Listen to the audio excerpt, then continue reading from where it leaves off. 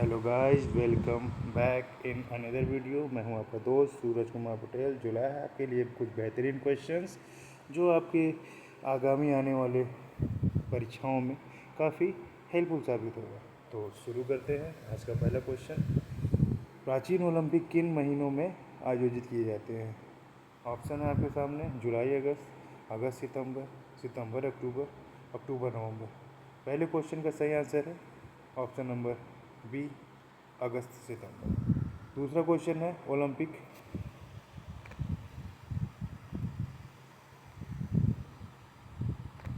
दूसरा क्वेश्चन है ओलंपिक के लिए कौन सा इवेंट प्रथम और मौलिक था? तो उसके लिए ऑप्शन है पथ दौड़, रथ दौड़, मुक्केबाजी, मल्लयुद्ध। तो दूसरे क्वेश्चन का सही आंसर है ऑप्शन नंबर एक का, पथ दौड़। तीसरा क्वेश्चन, 776 वर्ष ईसा पूर्व में आयोजित प्रथम ओलंपिक इवेंट कितने दिनों तक चला? ऑप्शन एक, पहला ऑप्शन है 1 दिन, दूसरा 2 दिन, तीसरा 3 दिन, चौथा 4 दिन। तो तीसरे क्वेश्चन का सही आंसर है 1 दिन। बढ़ते हैं अगले क्वेश्चन की तरफ। चौथा क्वेश्चन है, ज्यूस देवता की पत्नी के सम्मान में आयोजित महिलाओं को उत्सव था। ऑप्शन है आपके सामने, हेलेना, हेरा का, हारकियस, ओलंपिक्स।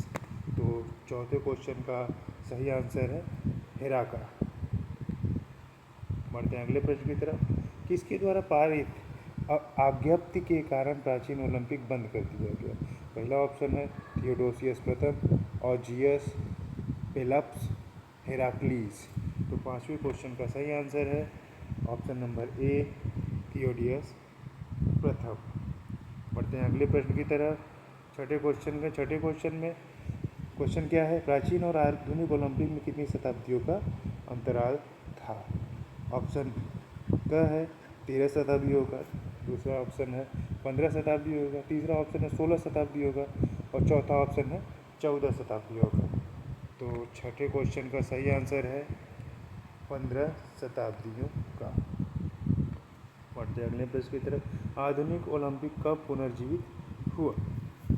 ऑप्शन आपके सामने है। पहला ऑप्शन 1900 ईस्वी, दूसरा 1877 ईस्वी, तीसरा है 1896 ईस्वी, चौथा है 1894 ईस्वी। तो सातवें प्रश्न का सही जवाब है ऑप्शन नंबर तीसरा, 1896। बढ़ते हैं अगले प्रश्न की तरफ। आठवां प्रश्न है, पुराने ओलंपिक्स कितनी शताब्दियों तक चले? तो विकल्प आपके सामने है। पहला ऑप्शन 10, दूसरा 11, तीसरा है 12 और चौथा है 13। तो आठवें प्रश्न का सही जवाब है ऑप्शन नंबर सी, 12 शताब्दियों तक पुराने ओलंपिक्स चले थे। ठीक है। तो अगला प्रश्न है नौवां प्रश्न में क्या कह रहा है, चंगा होने की प्रक्रिया किसके साथ आरंभ होती है? पहला है प्रदाह, दूसरा रक्त जमाव, तीसरा भक्षक कोशिका शोध, चौथा है सुधार प्रावस्था। तो नौवें प्रश्न का सही जवाब है ऑप्शन नंबर क, प्रदाह। आगे बढ़ते हैं। क्वेश्चन नंबर 10, जिस प्रक्रिया के द्वारा उच्च रक्त की मात्रा हृदय क्षेत्र में प्रविष्ट होने में सीमित हो जाती है उसे कहते हैं? पहला ऑप्शन वाहिका संकीर्णन, दूसरा वाहिका विस्तारण, तीसरा उपयुक्त दोनों, और चौथा है रक्त जमाव। तो 10वें प्रश्न का सही जवाब है ऑप्शन नंबर क, वाहिका संकीर्णन। आगे बढ़ते हैं अगले प्रश्न की तरफ। क्वेश्चन नंबर 11, नस की छोरों की यांत्रिक और रासायनिक उत्तेजना का घटना एक लक्षण है। विकल्प आपके सामने है, हृदयघात का, दूसरा चिड़चिड़ापन का, तीसरा दर्द का, चौथा है क्रिया के लोप का। तो दोस्तों, अगर क्वेश्चन का जवाब आपको पता है, आपको मालूम है, तो आप कमेंट बॉक्स में ज़रूर बताएं। ठीक है। तो बढ़ते हैं क्वेश्चन नंबर 11 के सही जवाब की तरफ। तो क्वेश्चन नंबर 11 का सही जवाब है ऑप्शन नंबर ख, चिड़चिड़ापन का। तो बढ़ते हैं अगले प्रश्न की तरफ। निम्नलिखित में कौन सी परिघटना रक्त कोशिकाओं के निर्माण का कारण है?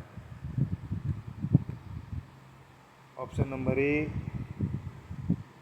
पेशी संकुचन, सॉरी माफ़ करिएगा, थोड़ा सा बड़ा कर लें तो देखने में आसानी होगी। हाँ, तो क्वेश्चन नंबर 12 का पहला ऑप्शन पेशी संकोचन, दूसरा यकृत, तीसरा श्वसन और चौथा है प्लीहा। तो 12वें प्रश्न का सही उत्तर है ऑप्शन नंबर घ प्लीहा। तो बढ़ते हैं अगले प्रश्न की तरफ। क्वेश्चन नंबर 13 वर्धित रक्त प्रवाह और कोशिका चयापचय में गति वृद्धि सूचक है। ऑप्शन आपके सामने, पहला रक्तिमता का, दूसरा सूजन का, तीसरा दर्द का, चौथा उष्मा का। तो क्वेश्चन नंबर 13 का सही जवाब है ऑप्शन नंबर ख सूजन का। ठीक है, बढ़ते हैं अगली तरफ। क्वेश्चन नंबर 14 निम्नलिखित ऊर्जा के स्वरूपों में सर्वाधिक वेग किसमें होता है। पहला ऑप्शन कॉस्मिक रेज, जिसको ब्रह्मांडीय किरणों के नाम से भी जाना जाता है, दूसरा ऑप्शन एक्सरे, तीसरा है सोरनेस और चौथा है वे सभी समान होते हैं। तो क्वेश्चन नंबर 14 का सही जवाब है घ, ऑप्शन नंबर घ, वे सभी समान होते हैं। बढ़ते हैं अगले प्रश्न की तरफ। निम्नलिखित ऊर्जा के रूपों में किसमें सबसे अधिक आवृत्ति होती है। कॉस्मिक रेज, एक्स किरणें, एफएम रेडियो तरंगे और लघुत। तो क्वेश्चन नंबर 15 का सही जवाब है लघुत। बढ़ते हैं अगले प्रश्न की तरफ। 16वां क्वेश्चन है ऊष्मा के स्थानांतरण की विधि जिसमें वायु अथवा जल संचरण के द्वारा एक पदार्थ का शीतलन और उसके पश्चात दूसरे पदार्थ का तापन शामिल है, क्या कहलाती है। विकल्प आपके सामने, ऑप्शन आपके सामने है विकिरण, वाष्पीकरण, चालन और संवहन। तो क्वेश्चन नंबर 16 का सही जवाब है संवहन। बढ़ते हैं अगले प्रश्न की तरफ। क्वेश्चन नंबर 17 निम्नलिखित टखने के संधि योजन में कौन सी पेशियां मध्यवर्गीय अथवा आंतरिक घूर्णन के लिए उत्तरदायी होती है। तो ऑप्शन आपके सामने है पॉप्लिटस, सार्टोरियस, ग्रेसिलिस और गैस्ट्रोनेमियस। तो क्वेश्चन नंबर 17 का सही जवाब है ऑप्शन नंबर घ, गैस्ट्रोनेमियस। बढ़ते हैं अगले प्रश्न की तरफ। निम्नलिखित टखने के संधि योजन में कौन सी संधियाँ पृष्ठीय आकुंचन के लिए उत्तरदायी होती है। Option A soleus, B plantaris, C tibialis anterior और डी है गैस्ट्रोनेमियस। क्वेश्चन नंबर 18 का सही ऑप्शन है टिबियल इंटीरियर। बढ़ते हैं अगले तरफ। दूरी क्या है। क्वेश्चन नंबर 19 कह रहा है दूरी क्या है। ऑप्शन नंबर ए अदिश मात्रक, बी सदिश मात्रक, सी विस्थापन के सदृश्य और डी m/s के में नामित। तो क्वेश्चन नंबर 19 का सही जवाब है ऑप्शन नंबर ए अदिश मात्रक। बढ़ते हैं अगले की तरफ। क्वेश्चन नंबर 20 औसत वेग भी किसके बराबर है। औसत वेग भी किसके बराबर है। Option A v2r/t, B vf-vi/t2-t1, option C 1/t2-t1, D q/t। तो क्वेश्चन नंबर 20 का सही जवाब है ऑप्शन नंबर ए v2r/t। उम्मीद करते हैं दोस्तों प्रश्न आपको पसंद आ रहे होंगे। तो अगर आपको प्रश्न पसंद आ रहे हैं तो चैनल को लाइक, शेयर और सब्सक्राइब जरूर करें, जिससे हमें भी मोटिवेशन मिलेगा और आपके लिए अच्छे अच्छे क्वेश्चंस लेके आएंगे। ठीक है, बढ़ते हैं अगले प्रश्न की तरफ। क्वेश्चन नंबर 21 कह रहा है त्रिज्यीय कोण से परिणाम को डिग्री में बदलने के लिए किससे गुणा किया जाता है।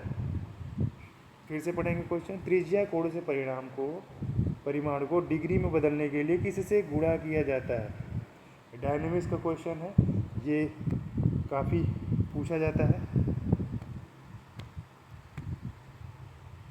इस क्वेश्चन नंबर 21 का सही जवाब है, अच्छा विकल्प आपके सामने है। पहला 3.14, दूसरा 57.3, तीसरा 0.01575 और चौथा 360। तो क्वेश्चन नंबर 21 का सही जवाब है ऑप्शन नंबर बी, 57.3 से गुणा किया जाता है, जो डिग्री परिमाण को, कोणों के परिमाण को डिग्री में बदलने की प्रक्रिया में सहायता करता है। तो बढ़ते हैं अगले प्रश्न की तरफ। क्वेश्चन नंबर 22, डिग्री को त्रिज्या कोण में बदलने के लिए किससे गुणा किया जाएगा? डिग्री को त्रिज्या कोण में परिवर्तन के लिए किससे गुणा किया जाएगा? माफ करिएगा, ऑप्शन नंबर 1 3.14, 2 दूसरा है 57.3, तीसरा है 0.0175, चौथा है 2p। तो क्वेश्चन नंबर 22 का सही जवाब है ऑप्शन नंबर सी, 0.0175। ठीक है, बढ़ते हैं अगले क्वेश्चन के अंदर। दो पिंड खंडों के बीच के कोण को क्या कहते हैं? दो पिंड खंडों के बीच के कोण को क्या कहते हैं? ऑप्शन नंबर ए निरपेक्ष कोण, दूसरा सापेक्ष कोण, तीसरा आपेक्ष कोण, चौथा कोई नहीं। तो क्वेश्चन नंबर 23 का सही जवाब है सापेक्ष कोण। जैसे आपने देखा होगा बाइसेप कर्ल करते हुए, बाइसेप और फोर आर्म में जो एंगल बनता है, ठीक है, बाइसेप कर्ल करते समय जो कॉन्ट्रैक्शन होता है और फ्लेक्शन होता है, उसमें जो है जो कोण बनता है उसको सापेक्ष कोण कहा जाता है। तो बढ़ते हैं अगले क्वेश्चन की तरफ। क्वेश्चन नंबर 24, औसत कोणीय वेग किसके बराबर होता है? Option number A delta Q by delta T, दूसरा ऑप्शन है delta W upon delta T, तीसरा ऑप्शन है वी टी 2 अपॉन आर, चौथा option V2 R upon T. तो क्वेश्चन नंबर 24 का सही जवाब है ऑप्शन नंबर ए। बढ़ते हैं अगले प्रश्न की तरफ। क्वेश्चन नंबर 25, विद्यालय के निर्देशन का कार्य निम्नलिखित में किसका है? बहुत ही अच्छा क्वेश्चन। विद्यालय में अगर आप फिजिकल एजुकेशन के फील्ड में आगे बढ़ना चाहते हैं तो ये क्वेश्चन आपके लिए बहुत ही हेल्पफुल होगा। विद्यालय में निर्देशन का कार्य निम्नलिखित में से किसका है? ऑप्शन नंबर ए अध्यापक, दूसरा प्रधानाचार्य, तीसरा निरीक्षक और चौथा मनोवैज्ञानिक। तो क्वेश्चन नंबर 25 का सही जवाब है ऑप्शन नंबर डी, मनोवैज्ञानिक। बढ़ते हैं अगले प्रश्न की तरफ।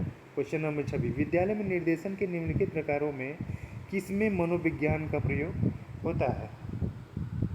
ऑप्शन नंबर ए व्यवसायिक निर्देशन, बी शैक्षिक निर्देशन, सी व्यक्तिगत निर्देशन और डी उपरोक्त सभी। तो क्वेश्चन नंबर 26 का सही ऑप्शन है उपरोक्त सभी, जिसमें सभी का मनोविज्ञान का उपयोग होता है। सभी में व्यवसायिक निर्देशन में मनोविज्ञान का उपयोग होता है, शैक्षिक निर्देशन में भी, व्यक्तिगत निर्देशन में भी मनोविज्ञान का उपयोग होता है। तो बढ़ते अगले प्रश्न की तरफ।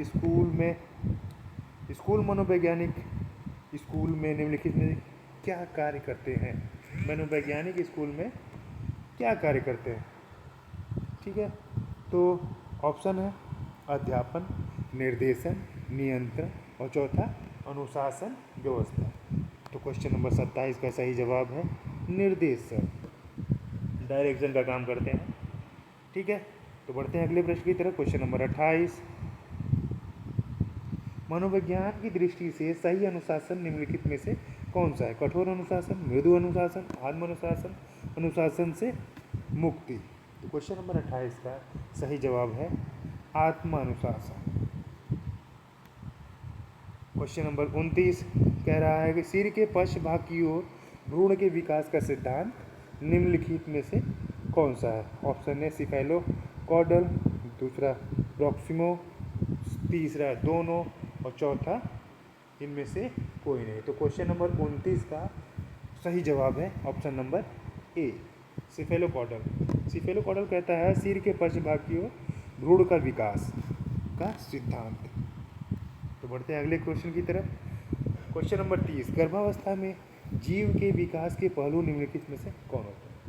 गर्भावस्था में जीव के विकास के पहलू निम्नलिखित में से कौन होते हैं? ऑप्शन ए संरचनात्मक, दूसरा क्रियात्मक, तीसरा दोनों, चौथा उपरोक्त में से कोई नहीं। तो क्वेश्चन नंबर 30 का सही जवाब है दोनों, संरचनात्मक और क्रियात्मक दोनों विकास के पहलू होते हैं। बढ़ते हैं अगले प्रश्न की तरफ। गर्भावस्था में जीव के विकास की पहली अवस्था क्या होती है? गर्भावस्था में जीव के विकास की पहली अवस्था निम्नलिखित में से कौन सी होती है? पहला जीव धारण, दूसरा अपरिपक्व भ्रूणावस्था, तीसरा परिपक्व भ्रूणावस्था और चौथा उपरोक्त में से कोई नहीं। तो क्वेश्चन नंबर 31 का सही जवाब है परिपक्व भ्रूणावस्था। दोस्तों वीडियो लंबा हो रहा है तो हम आज का वीडियो यहीं समाप्त करते हैं। मिलते हैं अगले वीडियो में। धन्यवाद। चैनल को, अगर वीडियो आपको पसंद आया तो चैनल को लाइक, शेयर और सब्सक्राइब जरूर करें। धन्यवाद।